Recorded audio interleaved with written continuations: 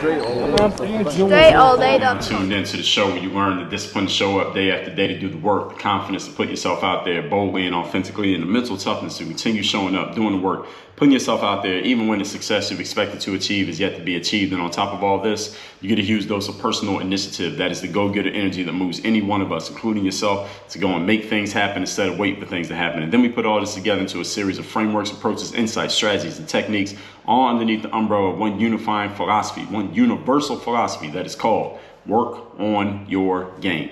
My name is Dre Baldwin, also known as Dre All Day, and welcome to the show. And today's topic, as promised, as much anticipated, is how to be a true salesperson. Now, I can make an entire course around being a salesperson. I can write a whole book around being a salesperson. As a matter of fact, I have. It is called The Seller's Mindset. If you haven't read it, you should go look it up. You can get it at workonyourgame.com/books. But today, as I talked about from yesterday's episode, that there are some people out there who are just collecting a check when you are selling things, or you call yourself selling things even though you're not actually selling anything. Somebody might buy something from you, but you're not actually selling anything, and you are soon to be replaced. I'm going to help you out with a skill you're going to need for the future.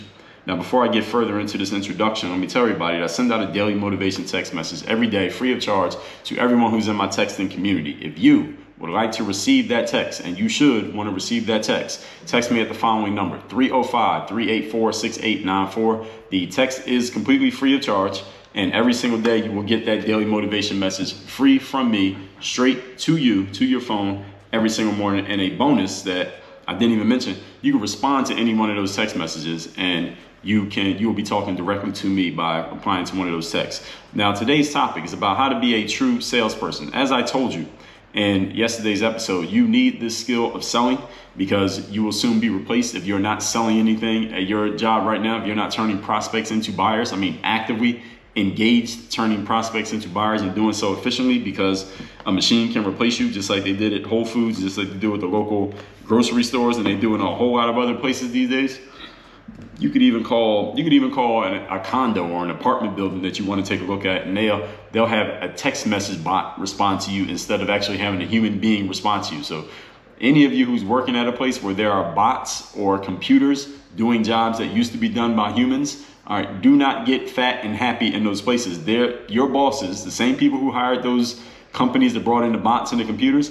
All right, they are looking for ways to replace you. All right, so they don't have to pay you. So they don't have to pay your insurance. So they don't have to pay payroll taxes. Everything that comes with having a human being working for them costs them more money than having a computer work for them. So if there's a computer that works alongside you, you are next. Okay, do not get fat and happy in whatever position that you're in if there's a computer working next to you at your job. All that being said, selling. If you want to get your way in life, you must know how to sell. If you want to influence other people, you must learn how to sell. If you want to persuade people, you must learn how to sell. If you want to get your point across, if you want to get any outcome that you currently do not have, you must know how to sell.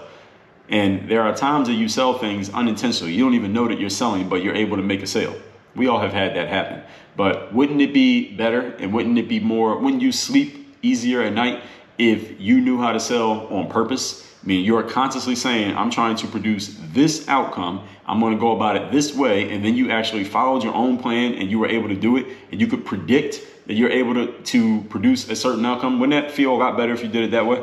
I'm just asking. If you don't think so, then hey, maybe you don't need to learn how to sell, or maybe you could just keep selling by luck and hoping that it keeps working. But I don't think hope is a strategy.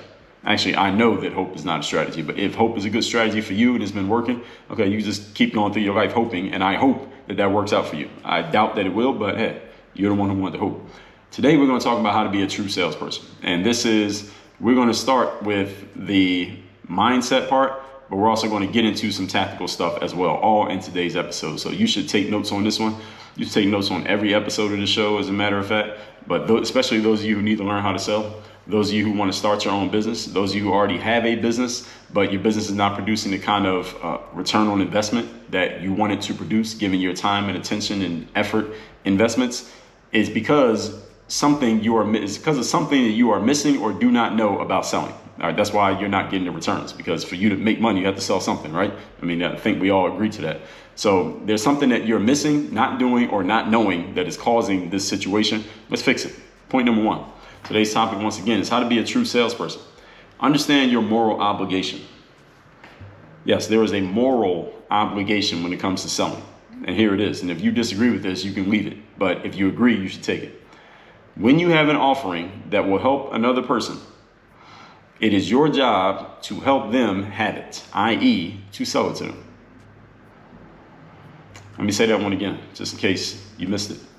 And I want to make sure you heard it word for word. When you have an offering that is a product or service, something that the thing that you're trying to get to other people, and you know it will help somebody, your job is to help them have it. It is your job to get it into their hands, i.e., to sell it to them. Not to give it to them for free, but to sell it to them. It is your job to do that. And I want to tell you why in a moment. I'll give you, first of all, let me tell you one way to not do this. I know some people who are salespeople, or at least they call themselves salespeople, and every once in a while a sale occurs, but they are not salespeople because they don't really know what they're doing. But I know some people who are salespeople who have something to sell, and they have put a price on it, and they put the offer out. They are letting people know, maybe not enough people, maybe not the right people, but they are letting people know that they do have this thing. They're letting them know how much it costs. Maybe they're not charging enough. Maybe they're not going about it strategically, but they are letting people know this is how much it costs. And what they are doing is when they come across someone who they know needs and could very well benefit from their offering, then they talk to this person, and this person, for whatever reason, people have myriad reasons for why they won't buy something. Usually it's some form of, I don't have the money, some form of that, right? People say that all the time, but here's the thing. Everybody has money when they see something that they really want, all right, or they'll go find it. But these people who call themselves salespeople, these pseudo salespeople, they get told by some prospect that they don't have the money, some form of that response. And what they're doing is either discounting their product and offering at a lower price, or just giving the product away for free, which is a lower price too. Zero is a pretty low price.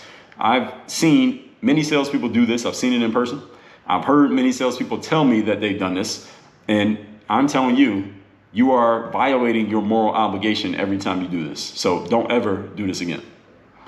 Anyone listening to me who has ever given your product away for free, a product that you were attempting to sell for money, but you gave it away for free because someone told you that they didn't have the money, or they intimated that they didn't have the money. They might not even said they didn't have the money. They just told you about all their hardships and all their problems. And then you just gave them the product for free because you wanted to be a nice girl or a nice guy. I'm telling you, don't ever do that again.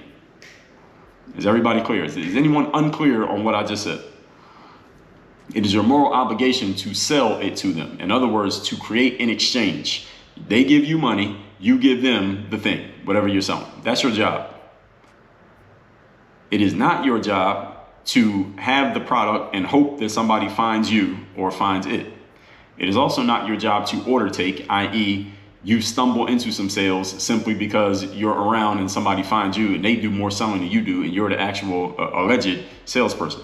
It is also not your job to give away your product for less than your desired price because you believe someone can't afford it, or they even tell you that they can't afford it. And look, you got to believe it. Just because somebody told you something doesn't mean you have to believe it. So you decided to buy their story of not being able to afford it, but wanting it at the same time. If somebody really wants something, they will find a way to afford it. This is the mindset of a salesperson. I talk about this in my book, The Seller's Mindset, which any of you who I'm describing here, if you have made this mistake, and I've talked to many people who have admitted to me they made this mistake, but I know there are many others who've made this mistake who never told me. So if I'm talking about you, you clearly have not read The Seller's Mindset, because you don't give your products away for free. You don't discount your products just because someone claims that they don't have money. Most of the time they're lying when they tell you don't have money. They're going to take that same money that they could have paid to you and they're going to go buy some bullshit that's not even going to help them, but you let them get away with not investing in themselves. And here's the reason why you are obligated to sell your thing to a person: because you know it will help them, first of all, and secondly, because when they pay for it, they will pay attention. People who pay attention. All right, I didn't make that quote up, but you can give me credit for it. When people invest in themselves, they will use the thing that they invested in.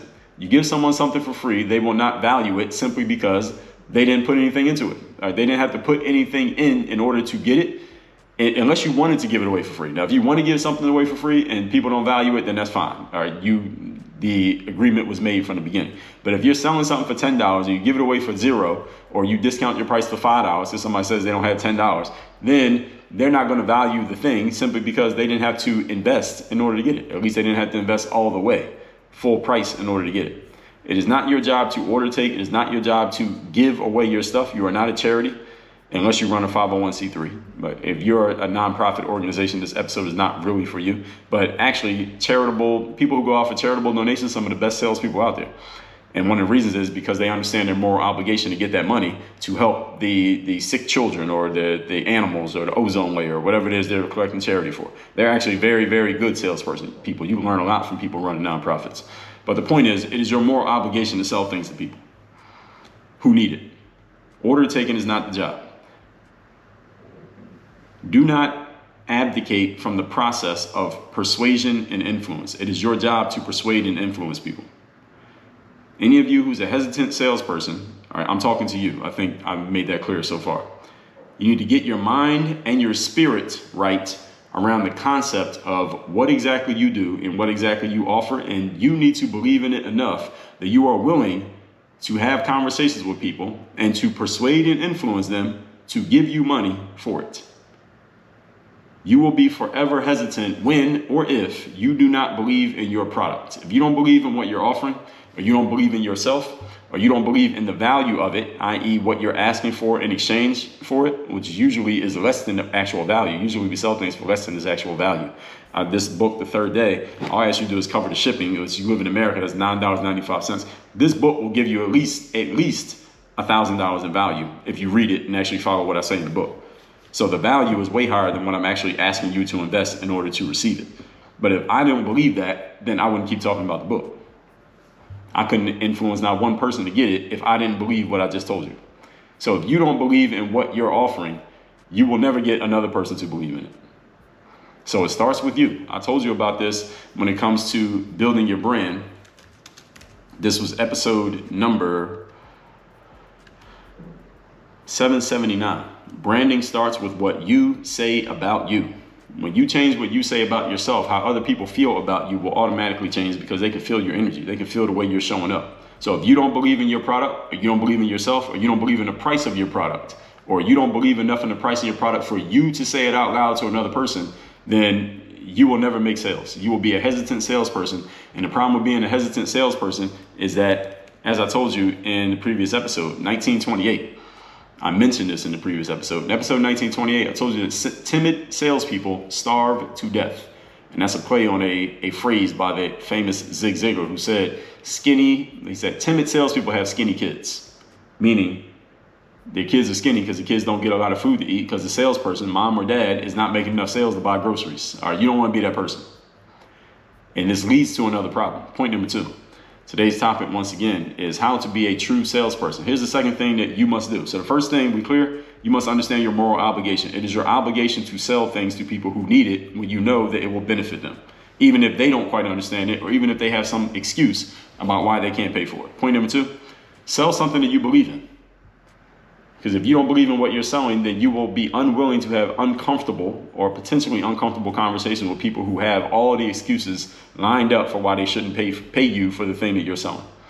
And they might have more experience in giving excuses than you have in overcoming their bullshit. And yeah, it's bullshit. You can tell somebody that what they're giving you is some bullshit and still sell them something. It depends on how you do it. You know, it depends on your personality and all that. But I think you get my drift here. Sell something that you believe in, and that you believe will help the people to whom you are selling.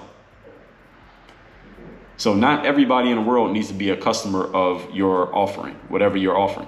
What you sell may not be for everybody. You should know exactly who it is for, and it's probably not everybody on the planet. Harley Davidson is not trying to sell to everybody. They're not trying to sell to me. I'm not a motorcycle rider. Never rode a motorcycle in my life. And I doubt that's something I'd ever be interested in. It's just not for me. But Harley Davidson knows that. And they guess how much of their marketing dollars they put towards advertising to people like me? 0, because they know who they're selling to. But the people who do ride Harley Davidson, are there any Harley Davidson riders listening to this? If there are, all right, they know who you are, and they're trying to sell to you. And they believe enough that you see the value in what they're offering, and they will push you to buy more of their stuff. Like, that's their job. It is your job, with whatever it is that you sell, to believe in it enough that you are willing to keep pushing and keep putting your product or offering in the face of the people who need it, because you know that they need it and you know it will benefit them, even if they don't quite understand at first. It's hard to have a moral obligation to do anything in life when you don't even believe in what you're doing. So belief in what you're doing comes first. The moral obligation comes second. Do you even believe that this is valuable? Yes? Okay. Now we can work on you having a moral obligation, but you can't have a moral obligation to something you don't even actually believe it yourself. Right? Then you're lying to yourself. It's only but so long you can lie to yourself and you know you're lying, and it's going to keep working. Eventually you're going to fall flat on your face or quit. Usually you quit first. What does your offer do for the person that you're selling it to?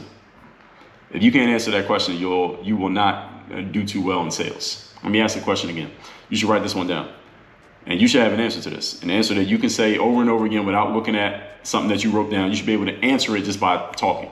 What does your offer do for the person to whom you are selling? Now, you can get very, very granular with this. The better you know a person, the more you can tailor your answer directly to that individual person. Or you can have let's say, you can have a generalized, generic answer to that question for anyone to whom you are talking. For example, when I tell you this book, The Third Day, the subtitle says The Decision That Separates the Pros from the Amateurs. So this book is for anyone who really wants to go pro in their business. If you're doing your business right now, you feel like you're kind of at the amateur level. Sometimes you're making money, sometimes you're not. You want to get to the pro level to where it's your full-time, main paid occupation. The third day is one of the things you must master in order to do that. All right, now am I speaking to somebody right there? That's one way that I can talk about this. That's just one way. I don't have to talk about it that way every time. What if I'm talking to people who are already pros? I'll say something a little bit different. What if I'm talking to someone who I've known for 5 years and I know exactly what all their challenges and problems are? I'll say something a little bit different. But you need an answer to the question. Let me give you the question again. You must have an answer to this question. What does your offer do for the person to whom you are selling it? Because nobody does something for nothing. Nobody buys a book. People buy what they're going to get from the book. Nobody buys a coaching session or a course or goes to an event or an iPad or a computer or some bread from the grocery store. They buy what they're going to get from the thing. So your job is to know that answer so that you can sell the thing that they're going to get, not the actual item or product or service itself. People don't want a house cleaner. They want a clean house. You understand the difference? And when you understand that next step, that's what you need to be talking to if you're going to make a sale. And the question is, whatever your answer is to that question, what does your offer do for the person? Do you actually believe it? Or are you just reciting something that somebody told you to say? Because people can tell the difference. People can tell when you're saying something you believe versus you're saying something that you were coached to say, or something that you're reading from a script versus something that you actually believe and you can naturally say it in a way that you're just talking. You just happen to be selling. You're talking, but you happen to be selling. Do you believe that I believe that this book has value? Because if you didn't, then you would know, you would not go get it. And I probably would not have moved any copies of this book. When you really believe in what you sell, and you have the skills that I'm going to talk about in a moment, you don't even need a sales script. It's fine to have a script because the script can kind of keep you online and make sure you don't go too far, on tangents, and that you don't talk too much or talk too little. Make sure you get all the points mentioned, all the talking points that need to be mentioned. But a script shouldn't be necessary for just how you're going to talk about something. You should be able to talk about whatever you're offering, especially you entrepreneurs out there. You should be able to talk about what you're offering without a script at all. What it is, what it does for the people who are going to get it, why they really need it, and then what they need to do to obtain it. I.e., how much does it cost, and all right, where do I pay? If you can't say those things, then we got other things to work on here. But that's why we're having this episode. You can just share without a script, just share what's going on. And that can be your sales conversation. As they say, facts tell, stories sell. You just tell stories about how you came to have your epiphany or your light bulb moment about the very thing that you're selling. Then that can help persuade and influence a lot of people to get that same epiphany. They just need to see it the same way that you saw it. That's why you tell people stories. That's why narrative works so well. So you combine this idea with what we're going to share in point number 3. Today's topic, once again, is how to be a true salesperson. Number 3, sharpen your communication skills. We talked about this in yesterday's episode. Communication is the foundation of selling, because you can't sell anything to someone without communicating what it is and why it is and how to get it and what to do to get it. There are many reasons that you need communication on top of those. Not everybody communicates the same way that you do, and you'll need to adjust yourself to the person or the people who are in front of you. I will talk to an audience of teenagers a little bit differently than I'll talk to an audience of middle-aged retirees. Some people need more information in order to make a buying decision. Some people don't need much information at all. They just want you to get to the point. Tell me how to pay. I'm ready. My credit card's out. Look, right here. Just tell me how to pay. They don't need more information. You need to read the room, quote unquote. Reading the room might be one person. Reading the room might be 1,000 people. But you need to read the room to know how much communication you need and what types of communication you need in order to get your points across to different people. Some people need to be informed from the ground up. You got to tell them everything so they can make a decision. Some people just want to know their options. All right, here's product A, it costs this much. Here's option B, it costs this much. That's all they want to know, and they'll make a choice. And being that you are the salesperson, you need to fill in the knowledge gaps that your prospects are sure to have. Sometimes you're selling something to somebody and they have a question or they lack information on a certain point that they don't even know that they have this question. They don't even know that they're missing certain information. It is your job to fill in that gap. First of all, your job to identify that they don't know something. Then it's your job to fill the gap of what they don't know. And often filling in the gap of what people don't know, K-N-O-W, turns a no, N-O, into a yes, Y-E-S. Hope y'all caught what I just said there. Filling that gap of what they don't know turns a no into a yes. If you can identify it. This is all part of communication. Now let's keep something in mind here as well, folks. Communication is not just speaking. A lot of times when we talk communication, people are thinking like, all right, how do you talk? How do you say words? How do you be a public speaker? How do you write books? It's also listening. Good listeners are usually really good communicators because they're able to communicate exactly what their counterpart needs to hear or wants to hear, or they understand what their counterpart is actually trying to say because they're actually listening, not just thinking about what they're going to say. So remember that listening is just as much a part of communication as is speaking, and that the majority of communication is nonverbal. Keep that in mind. Always remember that. So filling in knowledge gap means telling your prospects things that they need to know, but they don't even know that they need to know. This is one of the biggest killers of sales, committed by amateurs who never even realize it, and by experienced pros who are too self-focused to realize it, that your prospect has a knowledge gap, but you have not filled the knowledge gap, and that's the only reason why they didn't buy from you. Not because they didn't have the money, not because they didn't want it, not because they didn't need it, not because they wouldn't benefit from it, but because you didn't realize that there's something that they didn't know, that they didn't express because they don't know they don't know. They are unconsciously incompetent, but you should never be unconsciously incompetent when you're the salesperson. You're the expert in the conversation. There should not be anything that you don't know about your product, service, or your prospect. This is all your job to know this stuff. Now, there's only one way that you can fill this knowledge gap. Now, this is the point number 4. Today's topic, once again, is how to be a true salesperson. Number 4, know your shit. That is K-N-O-W. Know your shit. What does that mean? It means know what your product is. Know your numbers. Know who your prospects are. Know why they want this product. Know the challenges of people like them or that person's individual, depending on how big your market is.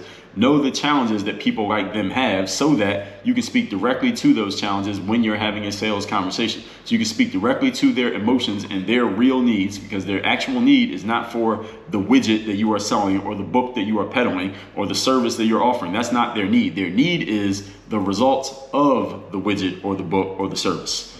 You need to understand that on a basic level. Then you need to understand exactly what those things are. Fill in the gaps and have answers to that. And the easiest way to get those answers, let me help you out. Ask questions and listen. I just told you that listening is a big part of communication. Ask questions of your prospect, person that you're selling to. And this could be anywhere. You could be in an AT&T store selling iPhones. You could be at some sales conference selling some big consulting service, whatever it is that you're offering. If you just ask questions, a person who is actually interested will answer your questions. Now, if someone's not interested in buying anything that you're selling, they won't answer your questions. To give you an example, here in Miami where I live, and I usually take a walk twice a day. And in the evenings, like when I get done recording this today, I'm going to take a walk.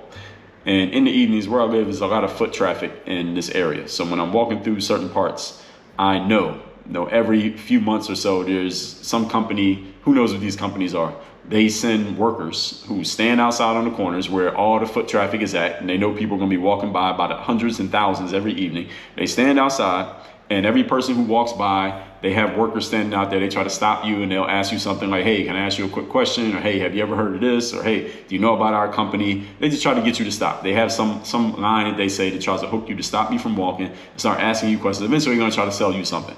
I don't know what they're selling because I won't stop and talk to these people. I have stopped and talked to them before. I told this story, I think, on this podcast in the past. But these days, I walk past these people every single day. And I listen to their little hooks, the things they say to try to get me to stop. Their questions suck. But hey, they the ones who took the job. But the point is, you have to know your shit. And you have to be able to, first of all, be prepared and then able and then willing to ask enough questions to get enough information so you can speak directly to the desires and needs and challenges of the person to whom you are selling. And the more specific you can get, the better you can sell. And usually the higher the value of what you can offer to a person, the more personalized you can make your offering to whoever it is that you're dealing with. So knowing your shit. It is hard to respect the salesperson who needs to go get help or needs to go refer to somebody else every time you ask them a question. If I'm talking to somebody as a salesperson, every time I ask them a question, they say, well, I got to go ask this person and I got to get that information because I don't have the answer. It's hard to respect that person. And now I'm looking at them like, all right, why am I even talking to you? Let's just talk to the person who's giving you the information. They're the ones who has all the answers anyway. I had this happen to me recently in a sales situation. I was the prospect and this person was the alleged salesperson. They were not a salesperson. They were an order taker. But all it did was annoy me because I'm looking at this person like, yo, you don't even know anything. You don't have any information. You're basically just an order taker. The only type of sale that person could consummate on their own is one that requires no questions and is basically somebody just walking in, just handing the credit card, just go ahead and cash me out. I don't have any questions. Just sell me whatever you got. But any type of complication in the form of a question in a transaction with this individual I was dealing with, this, again, alleged salesperson, they had no information whatsoever. This person was an order taker. This is the kind of person that the industry that they work in, the company that they work for, will soon replace them either with a more efficient and better skilled human, or they will replace them with a computer, or here's the other option, this person could actually develop some skills. So they might get lucky and develop some skills. But who knows? I don't know. I'm doubtful. I have to just be honest. I'm doubtful this person's going to develop skill. But that's just my opinion. I may be wrong. The whole point is, nobody wants to talk to a person who doesn't know their shit. Nobody wants to buy from a salesperson who doesn't know their shit. Actually, it's not even that they don't want to. Most people will not buy from a salesperson who does not know their shit. So make sure you know your shit. Especially you entrepreneurs out there who are setting your own price, you are making your own products, services, and offerings, and you are choosing your customers. You cannot be clueless in selling your shit to somebody. If someone asks you a question and you can't answer, what are you doing? You are an entrepreneur. You're a salesperson. You're the only expert. You are the expert in your business. How do you not have information? That is unacceptable. You must be prepared ahead of time. Professionals, everybody, are prepared ahead of the situation. No professional shows up to a situation clueless, not knowing what to do. Amateurs show up to a situation and figure it out as they go. Professionals have the answers already ready and they already know the questions before the situation even comes up. They are more prepared to answer questions than they even need to answer questions in the sales conversation. That's what a professional does. Now the question is, which one are you? Not only do you need to know your products and your offering, you need to know your numbers, your prices, where you can bend on your numbers and prices, where you can't, and what's possible, what's negotiable, what is not. If I'm a customer or a prospect and I ask you a question and you can't answer it, I'm wondering why and how you even got the job, and why is the company allowing you to represent them when you clearly don't even know your own product. I'm also wondering if the person who is paying you knows that you don't know your own products. And usually, to be honest, most of the time, a lot of people do not know this. So a lot of you sales managers and bosses, you have people out there selling on your behalf, representing your business and your company and your products. They don't know what they're doing, and you don't know that they don't know, which means you don't know what you're doing because they work for you. So there's a lot of this going on in the world, which means it's a great opportunity for those of you who are competent when it comes to selling, when it comes to preparation, when it comes to being on top of your shit, because there's so many people out there, even seasoned professionals, who are not on top of their shit. They look like they're seasoned, but you let them get asked a few questions, you'll find out how unprepared they actually are. Point number 5, today's topic is how to be a true salesperson. Last point for today's episode. Number 5, sharpen your sword. What does this mean? It goes to the old parable that a person was told, if I had an hour, or a person said, if I had an hour to chop down a tree, I would spend 45 minutes sharpening my axe. In other words, don't spend the whole hour just chopping and hoping that something works. Spend 45 minutes in preparation for the thing that you're going to have to do so that you can be so efficient that you don't need the whole hour to do the job. For your salespeople, what does that mean? It means know your product or products, know your market, know your competition. In other words, know everything else that your prospect could do with their money other than give it to you. That's your competition. It is not just other people who sell X. It is anything else they could do with that money. If you sell books, your competition is not every other author out there. It's every other author out there. It's Netflix, it's the grocery store, it's the movies, it's iPhone and the apps on the iPhone, it's the candy store, it's the ice cream shop, it's everything else they could do with that $20 besides give it to you. You need to know your competition. What else could this person do with their money, and why should they give it to you instead? You need to know the answer to that question. Know your prospect. Know their needs, know their wants, know their challenges, know their desires, know their fears, know their hopes, know their goals. Know everything you can about your prospect. It will make it much, much easier to sell to them. Notice what works and what does not work. You might have an idea of what's going to work. You try it, it doesn't work. All right, get rid of it, try something else. You need to be doing this all the time. Iterating is what we call this. Try something. If it works, keep doing it. If it doesn't work, make adjustments. Notice what works and what doesn't. Do more of the former, less of the latter. Continually, in other words, working on your game. All that being said, let's recap today's class, which is how to be a true salesperson. Any of you who considers yourself a salesperson, if you're not doing these things, you're lying to yourself. You're not a salesperson yet. Good news is you can become one. Point number one, understand your moral obligation. When you have an offering that will help a person, it is your job to have them have it by selling it to them, not giving it away for free, not discounting it, selling it to them. That is your job. It is not your job to hope that they find you. You are not an order taker. It's not your job to advocate the process of persuading and influencing. If you're a hesitant salesperson, you are the person I'm talking to here, which leads to point number two. Sell something that you believe in and that you believe will help the people that you sell it to. It's hard to have a moral obligation when you don't even believe in what you're offering. What does your offer do for the person that you are selling it to? And do you actually believe that? When you believe it, oftentimes you don't even need a script. You can just share how you came to believe that, and another person can believe it as well. Human beings are great at following narrative. Point number three, sharpen your communication skills. There are many reasons that you need this, because not everyone communicates the same way, and you need to adjust to the person or people who are in front of you. And being that you are the salesperson, you need to fill in the knowledge gaps of your prospects. When you notice that they don't know something, it is your job to identify they don't know something and fill that in, because often filling in that knowledge gap will turn a no answer into a yes answer. But it is your job to point that out. It's not their job to figure it. Number four, know your shit.